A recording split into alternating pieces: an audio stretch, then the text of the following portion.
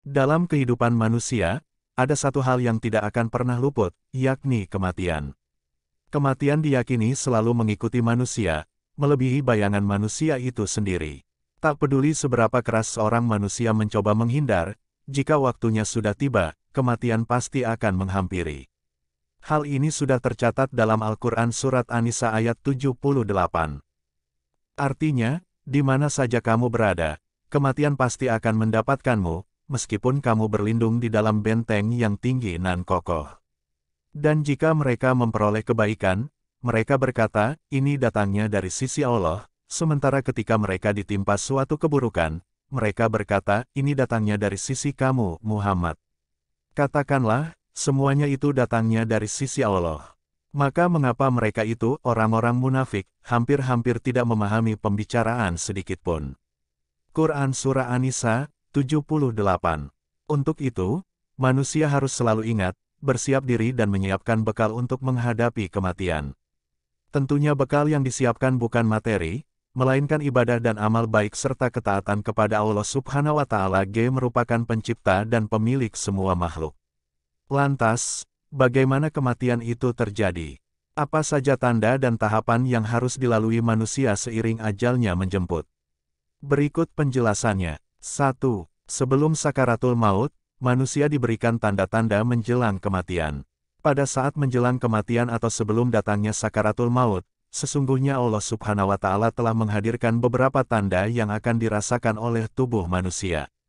Seluruh tanda yang muncul ini merupakan sebuah berkah, sebab Allah Subhanahu wa Ta'ala sejatinya memberi peringatan agar manusia tersebut dapat mempersiapkan diri serta bertaubat. Namun sayangnya, terkadang manusia justru mengabaikan tanda-tanda yang muncul tersebut. Di antara tanda yang muncul, terbagi menjadi 100 hari, 20 hari, 7 hari, 3 hari, dan 1 hari menjelang ajal menjemput. Hingga akhirnya muncul tanda akhir yang menandakan telah tiba saatnya bagi manusia tersebut untuk dijemput malaikat maut.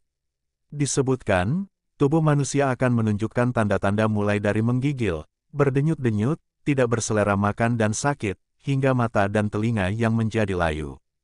Sampai akhirnya manusia merasakan dingin di sekujur tubuh. 2. Sakaratul maut dengan rasa sakit yang teramat sangat. Selanjutnya adalah momen ketika manusia harus menghadapi sakaratul maut. Peristiwa ini dapat diartikan sebagai proses ketika roh berpisah dari tubuh manusia. Sudah bukan rahasia lagi bila sakaratul maut disertai dengan rasa sakit yang teramat sangat, hingga umat manusia selalu berusaha menghindarinya. Dalam Al-Quran Surat Qaf ayat 19, disebutkan bagaimana sakaratul maut yang ingin dihindari manusia. Wajaat sakratul mauti bil haq, zalika makunta minhu tahid. Artinya, dan datanglah sakaratul maut dengan sebenar-benarnya.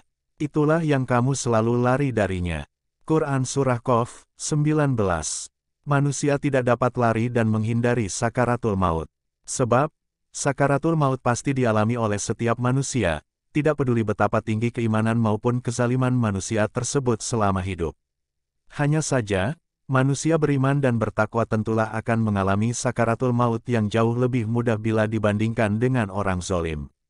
Alangkah dahsyatnya sekiranya kamu melihat pada waktu orang-orang zolim berada dalam kesakitan sakaratul maut, sedang para malaikat memukul dengan tangannya, sambil berkata, keluarkanlah nyawamu. Pada hari ini kamu dibalas dengan siksaan yang sangat menghinakan, karena kamu selalu mengatakan terhadap Allah perkataan yang tidak benar dan karena kamu selalu menyombongkan diri terhadap ayat-ayatnya. Quran Surah An-Am 93. Sakitnya sakaratul maut juga tercatat di dalam Al-Quran Surat Al-Anfal ayat 50. Artinya, seandainya kamu melihat ketika para malaikat mencabut nyawa orang-orang yang kafir, para malaikat memukuli mereka dari bagian depan dan belakang seraya berkata, rasakanlah siksaan api neraka yang membakar, tentulah kamu akan merasa ngeri. Quran Surah Al-Anfal 50. 3. Roh terpisah dari tubuh, manusia beriman akan meninggalkan aroma wangi semerbak.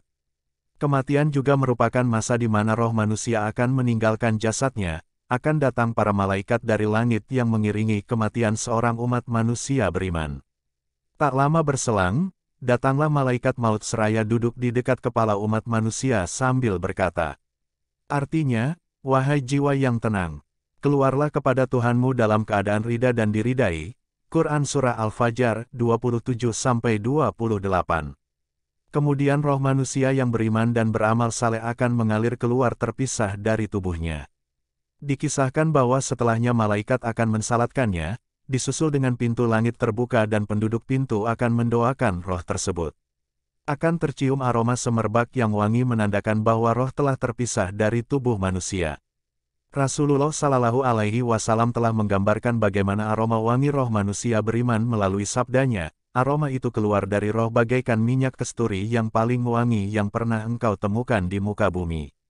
Setelah melewati perjalanan langit bersama malaikat maut dan para malaikat, roh tersebut akan dikembalikan ke tubuhnya. 4. Di alam kubur, tempat manusia menghadapi pertanyaan malaikat. Dalam Islam, seseorang yang telah meninggal dunia wajib untuk dimakamkan atau dikuburkan sesuai aturan Islam yang memuliakan umat manusia. Mengubur jenazah sesuai aturan Islam antara lain jenazah dikubur dalam sebuah lubang setinggi orang berdiri dengan tangan melambai ke atas, serta lebar seukuran 1 zira, lebih 1 jengkal. Di Indonesia, ukuran liang kubur yang digunakan adalah 1 kali 2 meter. Selain itu, wajib untuk meletakkan jenazah dalam posisi miring menghadap kanan dan sesuai ke arah kiblat. Setelahnya, disunahkan pula untuk melepas tali ikatannya dimulai dari kepala. Di dalam kubur, disebutkan jenazah akan didatangi oleh 2 malaikat yang berteriak keras dan kasar untuk bertanya tentang 4 hal. Malaikat inilah yang kemudian dikenal sebagai Munkar dan Nakir. Pertanyaan pertama adalah tentang Tuhan yang disembah oleh jasad tersebut semasa di dunia. Malaikat bertanya, "Siapakah Tuhanmu?" Maka hamba itu menjawab, "Tuhanku adalah Allah." Pertanyaan kedua tentang agama yang dipeluk serta agama yang mengajarkan beribadah kepada Tuhan. Maka hamba itu menjawab, "Agamaku adalah Islam." Pertanyaan ketiga tentang Rasul yang diutus dan menjadi panutannya. Maka hamba tersebut akan menjawab, "Rasulku adalah Rasulullah Shallallahu Alaihi Wasallam." Dan pertanyaan keempat adalah amal-amalnya semasa di dunia, maka hamba tersebut menjawab, "Aku membaca kitabullah, beriman kepadanya, bersedekah, dan yang lainnya, semoga bermanfaat." Assalamualaikum warahmatullahi wabarakatuh.